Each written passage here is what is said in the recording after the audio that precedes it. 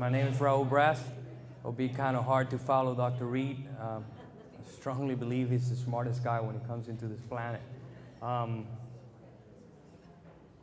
do want to say that we all as a group appreciate everybody taking your quality time to come in over here to listen to us. Hopefully we were able to entertain, but more than anything else, at least educate some of you when it comes into the topics that we would like to talk about. There's a couple of things that I would like to start with. I know it's getting late. Feel free to get up and walk out if you have to. I will understand. Just before you leave, I'll probably stop you, ask you your name, and then I have somebody block you from leaving the room. So if you want to do that, feel free and be welcome to do that. I was wondering about attendance, so I kind of came up with this for tonight. And how many, show hands, how many here horse owners? Trainers. There's a few trainers, that's good. Veterinarians. There's a few. Farriers. There's a few.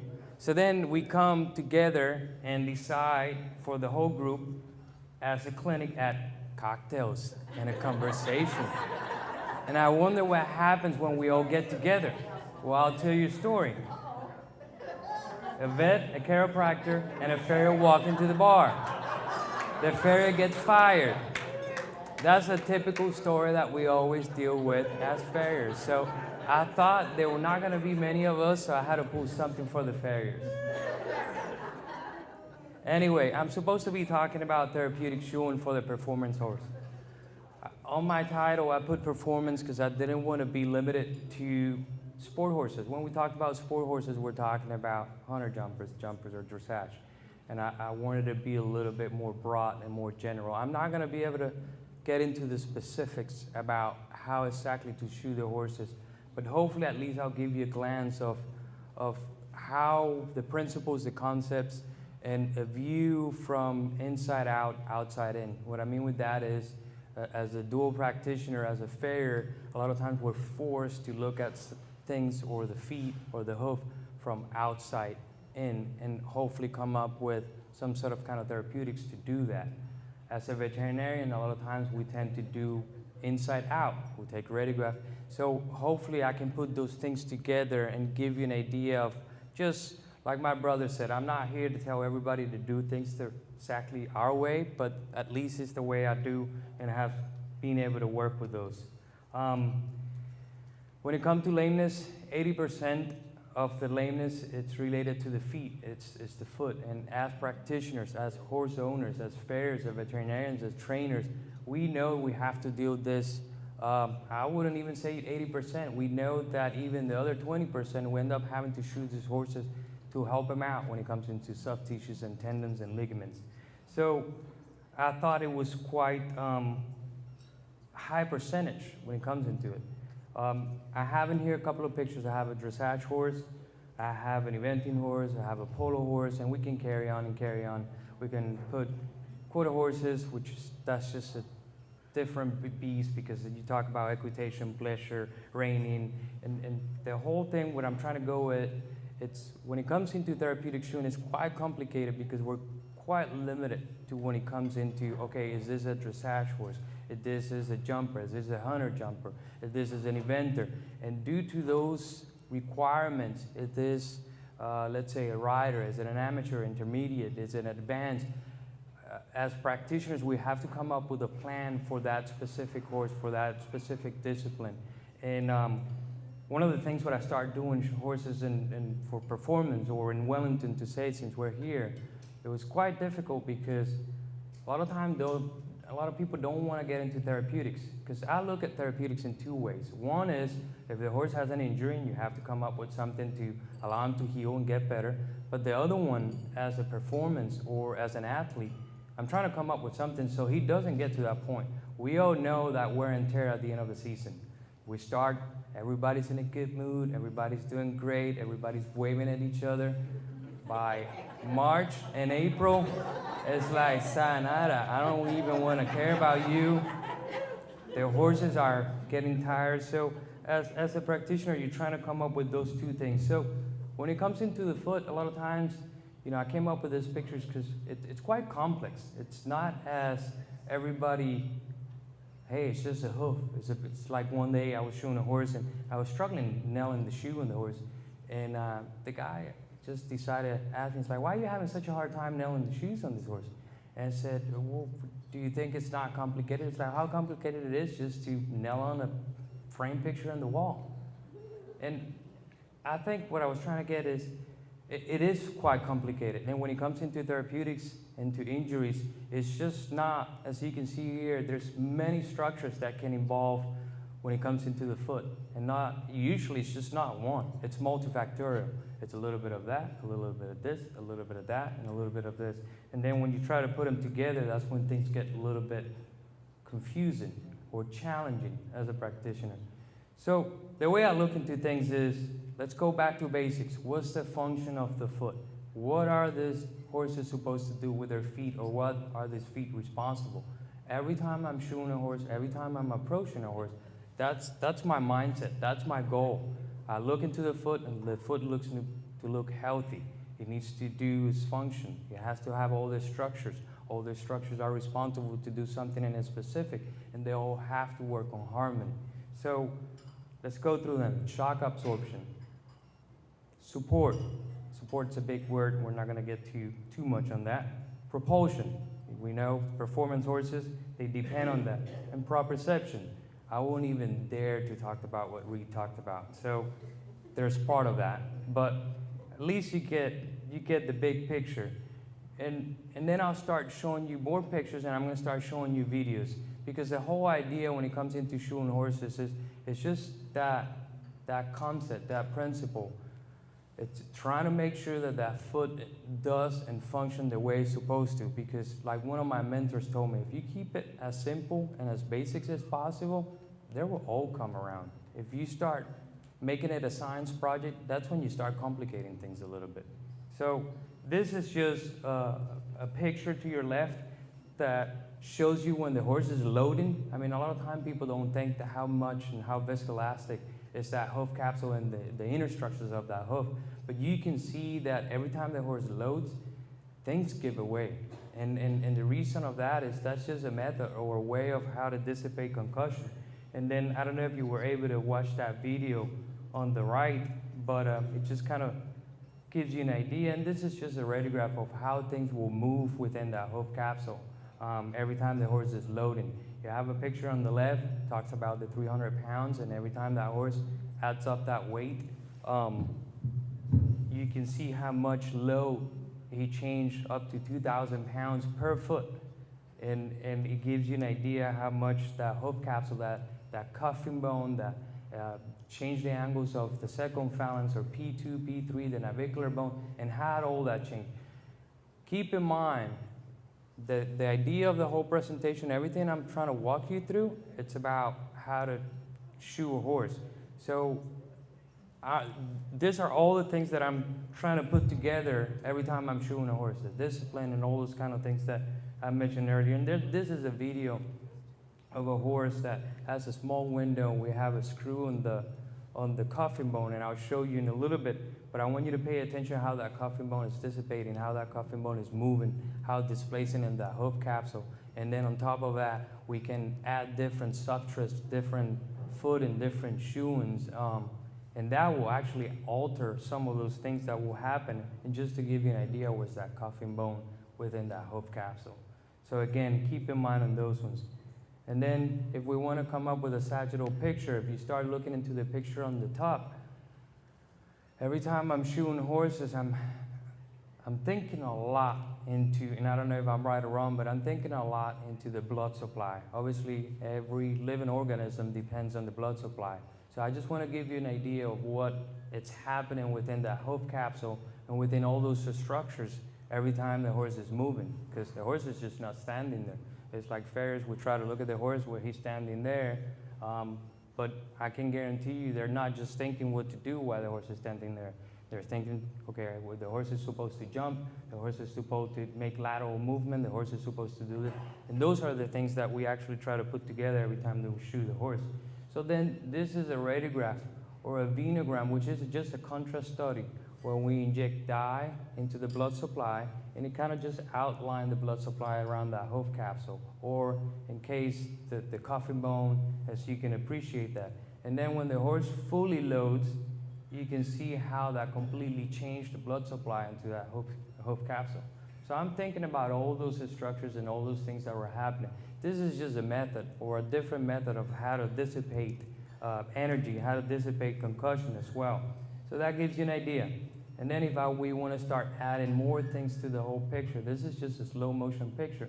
And I'm making the statement there that 90% of the energy has been dissipated mainly on the lamellar interface. The lamellar is basically that Velcro that holds together the hoof wall with the coffin bone. So we're making a statement that 90% of that energy is dissipated in that lamina even before we reach P2 or P1.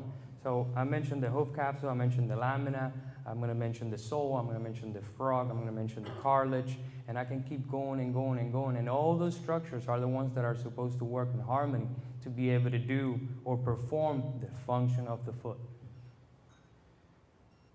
All right, this is a very common one. The trainer and the vet, and let's say the owner in here said they all agree the hoof was not balanced correctly. That's just very common. But then I ask everybody, because we're talking about shoeing, we're talking about some of those things that are supposed to be put together. What is balance?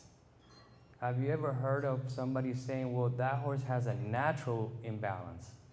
So those are things that we might mention briefly, but I'll just give you 3 statements from 3 farriers and veterinarians that I have a lot of respect, because they actually trying to come up with a definition for balance, and I actually agree with all of them. Hayden Price said, the harmony between the parts of the foot, soft tissue and bony structures. That makes sense.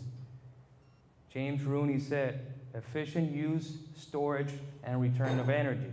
That makes sense as well too. And then Rick Redden said, the harmony between the suspension and the support. He's talking about the soft tissue structures and the bony structures as well.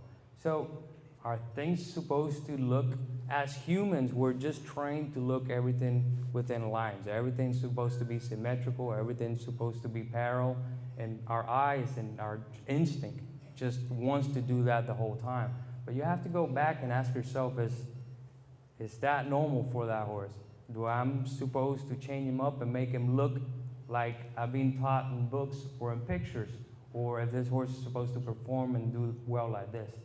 So those are things that I ask myself when we're doing therapeutic shoeing. And this is just a couple of pictures that kind of just enlighten a little bit when it comes into looking at the feet. Like I mentioned, we start coming up with landmarks, and I'll start throwing you lines in there. This is some of the things that us as practitioners, farriers and veterinarians, will start breaking down.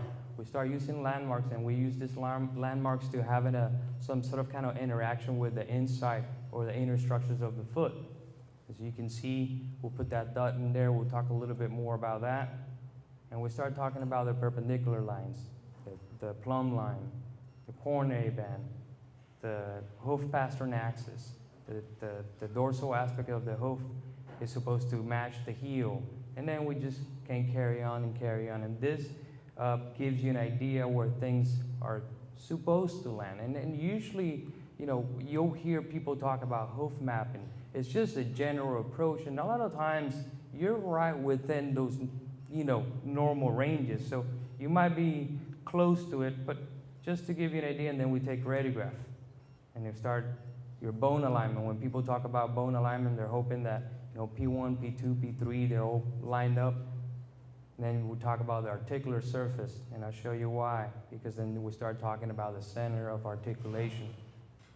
We're talking about 50-50. We're supposed to have equal amounts of toe and heels. We start talking about center of rotation, center of articulation, and we start trying to get a little bit more fancy when it comes into that. And those are some of the things or landmarks that we keep in mind when we're shoeing these horses. And if we want to go a little bit back into the basics, this is kind of how we tend to look into things. That's just a shoe position. We look into the toe, we look into the widest part of the foot, we look into the widest part of the shoe, where those things should be lining up with the couple of the structures that I briefly mentioned, the heels, and then I'll show you in the lateral. We talked about the breakover, we talked about the length of the shoe, how much support is that supposed to give the horse. So as a practitioner, those are the things that we keep in mind when we're shoeing horses. So if we go back, we're talking about therapeutic, and we try to ask ourselves, some of the causes of lameness. One is going to be hoof capsule distortion. I'll show you pictures of that, and we'll talk a little bit about that as well. Conformation, injury, and one of my favorite ones is wear and tear. I don't know if I'm right or wrong, but when it comes into shoeing horses, I hope I don't never get into injury. Obviously, if the horse comes up with an injury, I come out with therapeutic shoeing for that. But my goal is that horse doesn't get into that point. So my wear and tear is where I'm working hard, so that horse doesn't get into that point. So I mentioned briefly function. So this is what's starting to happen. The majority of the foot lameness is secondary to hoof capsule distortion. Things start getting distorted. If things start getting distorted, what happens with that foot? Suddenly we start losing the function of the foot. When we start losing the function of the foot, it's like a domino effect. Everything starts falling apart. Things don't start coming together. Foot's not supposed to dissipate concussion or energy, or there's that balance between soft tissue structures. And you can see the big picture, how suddenly these horses are not able to perform, they start to compensate, and then they end up having injuries. And then I show you this picture because I want to make sure that everybody understands. There's different type of conformations. You have the horses that are upright or have a club foot or are high, and the other horses that have a low foot or low heels. And the reason why I mentioned that is because the forces, the load, and the conformation of those foot actually have different effects on different structures depending on that conformation. And we can get more into it another night when we have more time. Actually, I think we can give a whole night to Jose. But then we get into this whole thing about managing the what I call the vicious cycle. The vicious cycle is which one comes first. Was the horse in balance and that created lameness, and that lameness created hoof capsule distortion? Or we allow that hoof capsule distortion create imbalance, and that imbalance actually created lameness. So try to put yourself in that cycle and see how you can break it. I mentioned about conformation, and this is just a perfect example. A hunter, a dressage horse, and the dressage horse is to the right. I'll show you videos of these horses. And then a jumper. I can tell you right now, I don't know why we talked about the perfect horses. If you have a perfect horse, please raise your hand and show it to us, because it's like every time they talked about the feet, I look at the foot and it's like, all these farriers talk about perfect feet. I mean, it's like, wow. Excuse my language, but like all these feet that they look like crap. You know what I mean? It's like they're not perfect. They have sheer heels and stuff. And if you start looking into these horses, their conformations, this horse toes in quite a bit. This horse is a little bit offset. Same with this one, toes in on that one. It's a little bit contracted compared to the other one. And this horse looks perfect to me, correct? It's a dressage horse, so his lateral movement is beautiful. He's doing really well. So don't pick on him. And then, again, trying to complicate things a little bit more. This is just a force plate. Now I'm start thinking about load. Now I'm start thinking about the forces. Now I'm start thinking about the conformation of this horse. And now I'm start thinking about what is that doing to the foot. This is just what is supposed to look normal or balanced. You can see almost everything's the same color. That's the center of pressure. But then, if we start putting things in there, as you can see, this is a horse that is quite base narrow. As you can see, that center of pressure moved to the outside a little bit. Then the red is where he's putting a lot of load. You need to start thinking about what's that going to do to the hoof. Is it going to start creating hoof capsule distortion? If it creates hoof capsule distortion, you're going to fall into that vicious cycle. Then another example, just a little bit more of a toe-out horse. It's like one of those things that you said, if he talks like a dog or walks like a dog or whatever they say, walks like a dog, talks like a dog, these horses you can't fix. This is how they stand.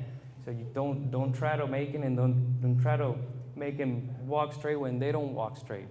and I'll show you a video of that, but you can see how the center of pressure moves to the outside, or to the inside, I should say, and then how the load is completely into the inside of that hoof capsule. This is just a video of that horse. As I can show you here, my goal and my job when they bring this horse is that this horse can carry on and can perform. I'm not going to try to change him. I'm not going to try to make him look right. I'm going to try to facilitate his range of motion. That's all I have to do. Then that dressage horse looks great. This horse actually was a really good horse. I don't know why y'all laughing so much. But obviously he was at the clinic because he was having issues with lameness. So we started real basic, and I've been adding a little bit of thing, slide per slide. And then on top of that, if you want to even make things a little bit more complicated, again, we're talking about performance horses. So here we are putting that force plates within the shoe, and now we start making it a little bit more complicated. What is happening when this horse is supposed to be performing, when he's supposed to be in the extended trot or walk or laterals or jumping, and how is that changing to the load? As you can see, this is just the way the horse is breaking over. He's breaking over to the lateral toe on both front feet. You can see more loading on one heel and then breaking over all the toe. Those are the things that us as farriers, veterinarians, will actually try to put all, like Jose said, all these pieces of the puzzle together to try to see if we can come up with a plan to shoe these horses. So just to go through this real quick, and not going to get too much, this horse is landing really hard on his toe, so he's protecting his heels. He's lame. So what are some of the common foot-related lameness? We'll briefly mention some of them. Low heel foot, sheared heels, quarter cracks, contracted heels, clubfoot, navicular syndrome, coffin joint related, collateral ligaments, and hind limb lameness, just to be general. That's one of the things. We don't really get too much into the hind limb lameness. And I think that might be something that we might start noticing more often. Low heel foot. Basically what we mean with that is, you know, if you start looking into that radiograph where we superimpose the cuffing bone, that horse has a negative palmar angle. And what I want you to think is all the things that we talked about. How is that going to change your blood supply? How is that going to change when the horse load? How is that going to change with the force plate? How is that going to change when the horse move? How is that going to change when the horse is supposed to jump? Those things is the things that I kind of try to put together. And if you want to be a little bit more specific, then we can break them down. We don't have the time for that, but I actually try to be quite critical with people when, what do you mean is low heel foot? You have to be more specific like that. And I'll give you a couple examples. Is it because it's low on the run heels? That horse has pretty good strong heels. They're just on the run. They're just running forward. Or is it because he has collapsed heels? Or is it because he has crushed heels? Why do I'm asking those questions? Is because my approach is completely different based on those things. My conformation, my sole, my frog, my walls, everything's different within that foot based on those type of presentations. And then shoes. I'm not going to get into specific about shoes. One of the biggest mistakes as a veterinarian is giving prescriptions.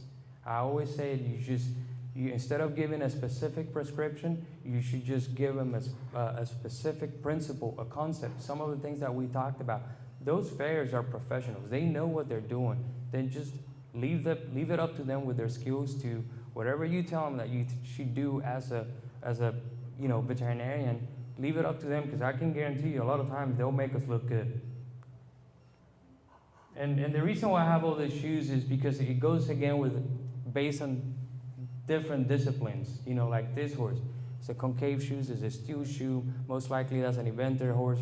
He can't have too much weight on it. He has to have traction. So they had to protect the heels. They can't add too much more steel to this horse because they don't want to add weight. Obviously this is a race horse, spider plate. I'm trying to get rid of this echo. And then shear heels. I'm just going to run you through this ones because unfortunately we can't get to the specifics of it. But you can start seeing how one of the heels gets sheared, how that changed that coronary band. and how it gets pushed. And with therapeutic shoes and with time and with the farrier vet collaborative work, you can get these horses back and do well with these horses. The question that I ask myself as a practitioner is it's not how to fix it, it's how to prevent it from happening next time. It's like quarter cracks. Anybody can fix a quarter crack. Not anybody can prevent a quarter crack, because it goes back hand in hand with the conformation of the horse, with the discipline, what he's supposed to be doing. Is it low heel foot? How can I come up with something that prevents him from doing it again? And this is just a couple of examples of shoes, hard bar shoes. You'll see where people talk about floating or loading the strong parts of the foot and unloading the not so strong or the area of the quarter crack. And then you'll see people that will do patching, will do stitches, will do lacing. Again, I'm not gonna get into too much of a specific. I just wanna educate you a little bit on some of the things that are done with this type of horses. Contracted heels. People say, well, my horse have contracted heel. Why is such a big issue? Well, look at that MRI. You see how I told you about the inner structures. Obviously, if the horse have contracted heels, therefore the foot is not functioning the way it's supposed to be functioning. So he's gonna compensate somehow. He's gonna wear and tear, he's gonna injure. And I'll keep running through this. This is a shoe that it's become quite popular here in Wellington, and it's just a shoe that I wanted to show in there for every type of lameness. I'm trying to show you some shoes, and this is just a video. It's a glue-on shoe, but it allows the horse to flex with like it would do normally barefoot as well. So it's just become very popular, and there's many other ways to address contracted heels. This is just not the only shoe to do that. And then this shows you the before and after, how much better that horse looks. Club foot, this just gives you an idea. As I'm putting up here in the picture on the left, the growth rings. That just gives me some sort of kind of guidance of what's happening within that hoof cap. So why is this horse growing more heels than toe? Is it because of the blood circulation? Is it because of his discipline? Or is it because the deep tibial flexor tendon is too tight? Or is it compensating? Or is it painful? Is it coming from the muscle? As a practitioner, I'm always asking me questions, because that's the only way you can come up with a solution. And then you start noticing on the toe, those horses tend to put a lot of their thin soles over the toes, so they start bruising their toes. And then again, when it comes in to come up with a shoe for this type of horses, we know that right before they're gonna break over, that's where they put the most tension to that deep tibial flexor tendon. Therefore, when it comes into the shoeing, that's gonna be my goal. Come up with something that can facilitate the stride at this specific, and I don't wanna say break over, because it's not just breaking over. And this is just a couple of shoes, and they'll have a belly, they'll have what we call mechanics. People will call them bananas, and it's not necessarily that. I think it's a little bit, the picture is a little bit bigger, and hopefully by the end of the presentation you get the point. Then navicular syndrome. Again, you gotta be a little bit more specific. You just call it syndrome. What do you mean with that? So, and the reason why I say that is it could be articular, it could be sclerotic, it could be soft tissue. Soft tissue like what? Tendinous, ligaments. It could be a cystic. It could be so many things within that navicular bone. And then not only that, I mentioned about the conformation. How is that gonna change? If you have a horse that have a low heel foot, or if you have an upright foot. All those structures, the support and the suspension is completely different. The articulation within those structures is completely different. So my approach is gonna have to be completely different. And this is just a couple of radiographs to show you some of the things when we look into the navicular bone. They look like they're getting misshapen. If you start looking into this view, people will start talking about the flexor surfaces and how they have changes. And I hate the word lollipops, but that's how I get people's attention. You start noticing in the wings of the navicular bone, how's that changing as well. And this, I'll show you, that's the navicular bone, and then has a cyst in the middle. And then this is the skyline view, another view for the navicular bone, and you can see how much sclerosis that horse. And this is just part of it. I just mentioned the bone. What about if we bring up soft tissue? Soft tissue is a lot of, it just gets a little bit, it goes back to that first slide. It's just not one structure, it's multifactorial. So you're gonna have This is just pictures that I'm trying to show everybody so you can appreciate how much soft tissue involvement you have with a navicular bone. And that's why we tend to start jumping into the MRI, just to look into soft tissue, because we don't see as well what we do, or we don't see anything with the radiograph. Shoes for those ones, the goal for treatment basically is going to be protect the navicular bone from repeated concussion, and the other one's going to be decreased pressure on that navicular bone by the tendon. And those are done or achieved with certain mechanics when it comes into the shoeing. Cuffing joint, I'm trying to run through this whole thing. So cuffing joint, just give you an example how these horses start developing a little bit of arthritis, they start developing a little bit of conformations or itching where they start pinching on that cuffing joint as well. And then there's just a bunch of different shoes. So like I said, I don't have a specific favorite shoe, but the whole idea is just basically just to come up with those ones. All right, we're wrapping up. Just collateral ligament. I'm just going to show you a video real quick. People talked about how horses get hurt for the collateral ligament. And this horse just, unfortunately, hit a divot when he was making a quick turn. As you can see how it twists like any other athletes. It's like one of the things about sport horses. They're athletes, so it's, you know, a football player will sprain one of his knees. And then this is just flotation shoes. We'll talk a little bit of hind lameness, and we can get a little bit more complicated, but unfortunately we don't have the whole night to be talking about those suspensory issues. And then there's different shoes. There's a lot of controversy with those ones. Is it a shoe that needs a lot of length, or is it needs a shoe that has a toe plate for the flotation when it comes into the soft tissue, or does it need the neck bar? I don't have a specific answer. Again, I appreciate it. Hopefully we can carry on and do this on a yearly basis. If you have a specific topic you would like to talk, feel free to approach us, and we'll be more than happy to do that.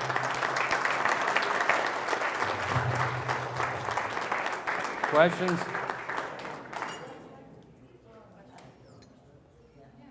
Good. No more questions. Thank you.